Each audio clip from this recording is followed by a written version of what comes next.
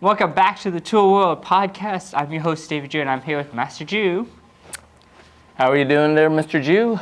Doing okay. Doing okay, good. This week we're discussing our self-defense because this is our self-defense week. And for our podcast, it's a self-defense. So yes, this week is also going to be a self-defense podcast. So there are 5 laws of self-defense. Is that right? Well, when you talk about, you want to claim self-defense, yeah, there are basically 5 rules, or you could say 5 laws of self-defense. You have to meet these rules in order to claim self-defense. And maybe we'll go over them real quickly, right? In the United States. I don't know if it's the same around the world. Right. But the first one is that you have to be the innocent party. Now, again, we're not attorneys and we're not lawyers. And so we're just giving you basic ideas and concepts of what that might be. So the first one is you have to be the innocent party, right? The second one is that it's imminent. It's right. It's happening right then and now, right? The third one is proportionate amount of force, meaning if you pulled out a knife against someone that didn't have a knife, is that proportionate or not proportionate? So those again are discussed and argued in the court if it's legal or not legal to do that. You also have reasonability, right? It's meaning that whatever you do, would they have acted the same way? In other words, your action, is it reasonable, right? Is that what everybody else would have done? And of course, the last one is the duty to retreat, meaning that you have to back off once you have the situation under control. That one, I think you don't run into that very often, especially when you're engaging in some type of self-defense and you're having to defend yourself and immobilize that individual. But we can talk about that. Right. But today we're going to focus in on the proportionate part of the 5 laws of self-defense. 5 laws of self-defense. And as a black belt, does that mean that even if you didn't have any weapons at all, is it still proportional? Our black belts, well, obviously black belts hopefully have a little bit more skill sets than the regular person. And so let's just kind of clarify, what does that proportionate law of self-defense mean?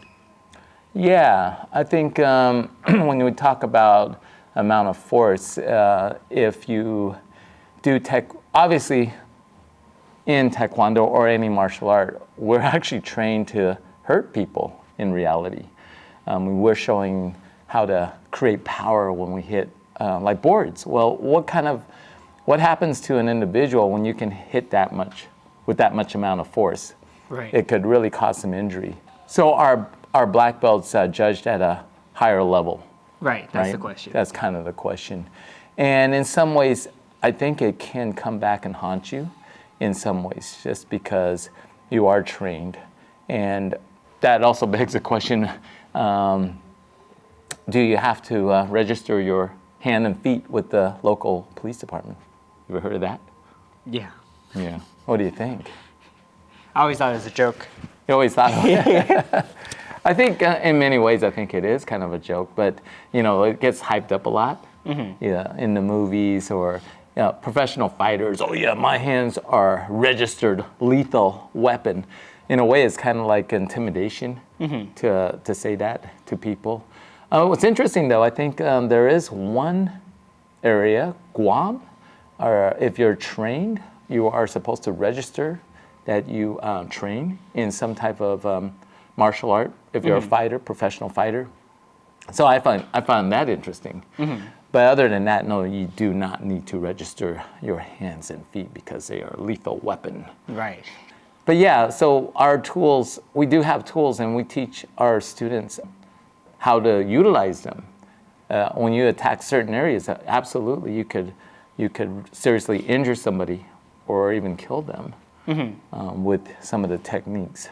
Proportionate amount of force, again, that we're not an attorney, but so every situation is a little bit different. And let's say you're defending yourself against a person who's not trained. And let's just make it equal. They're the same size. Obviously, a person that's trained has some advantage.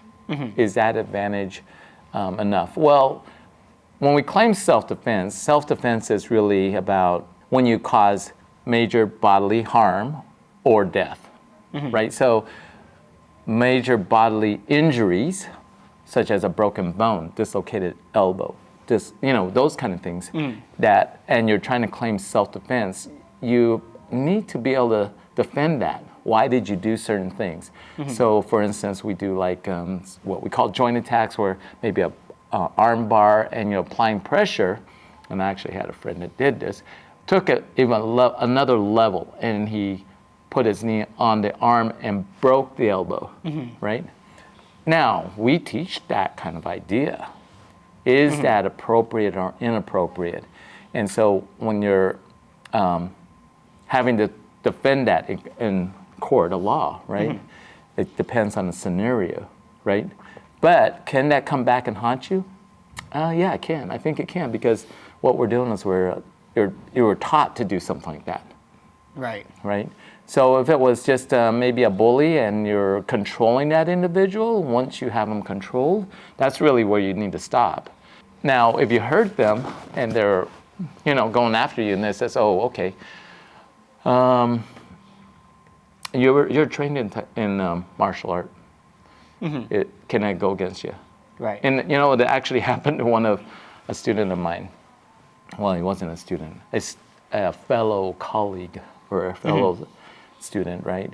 Was at a party, only a yellow belt, and he was kind of flirting with some young lady, and the boyfriend came in and didn't like it, pulled out a knife, and he instinctively did a front snap kick, hit him, basically stopped. The police did show up and basically spent a lot of time talking to him, like, have you ever did martial art? How long have you been training? Blah, blah, blah. Right. And so it was all self-defense because you had other witness there. Right. So not a problem. So yeah, it can kind of come back and haunt you, I think. So what was the resolution to that? For that guy? Yeah. Oh, no problem. Oh, okay. That was, we had a black belt that was assaulted, a 3-on-1. Right. And obviously they know he did martial art, because he kicked them in the head and, injured one of them seriously. He told me, and he says, "Oh my gosh, I had to go to court. And for that whole month while he's waiting, he wasn't really sure what's going to happen. And so, hopefully all of the things that when you claim self-defense fall into place. Right. And so our black belts, judge at a higher level. I kind of think it does in some ways. It will come when something like that comes into play. Your background is going to be investigated. They'll go, "Oh, this guy has done martial art for 40 years, or whatever, right?" Right. Well, their defense is they might use that against you, right? Right. So let's say I hit somebody, and let's say I hit them in the throat and killed them. Because that can happen. You don't have to do martial art to do that. But they might go, "Well, I see you've been training for 40 years. Is that the only technique you could have done?" Right. You got to be able to defend that. Right. Right? And says, "Yep, of course, that was the only thing I could do." Right.